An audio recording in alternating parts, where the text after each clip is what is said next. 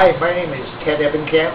I'm a officer of the Rolling Heights Community Coordinating Council, and I'm the director of the Walnut Valley Water District, representing the residents of Division 4, those residents that live east of Nogales Street in Rolling Heights. I've been asked to speak to you for a few minutes today to describe why I support the Rolling Heights Cityhood movement. My wife and I moved here in 1970. Our kids were young, and we came to Rolling Heights because we didn't want our kids to grow up in a big city. We wanted a more rural atmosphere, and Rolling Heights was truly that at that time. In 1970, the Pomona Freeway was just being constructed and was just approaching the western end of Rolling Heights, and the 57 Freeway was still a dream in some planners' minds. Throughout the early 1970s, the community started to grow with the construction of the freeways. By 1977, it became apparent that growth was accelerating and was going to come whether the residents wanted it or not.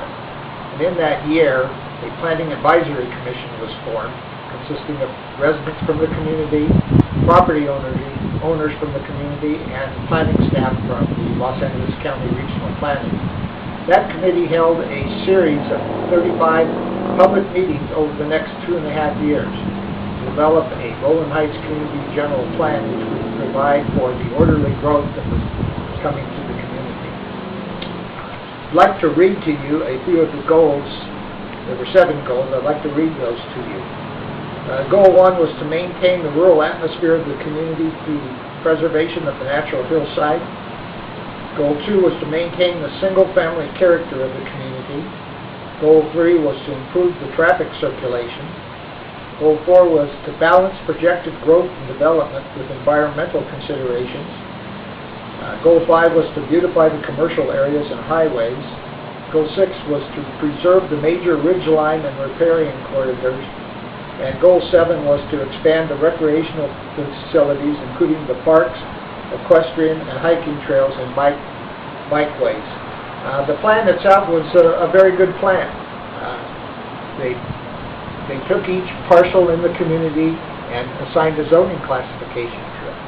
The lower flat areas were designated for the residential developments, the classifications from U1 to U5. U1 parcels would have a minimum lot size of 10,000 square feet, and each higher zoning classification would get increasingly dense, up to where U5 would allow apartments having up to 35 units per acre.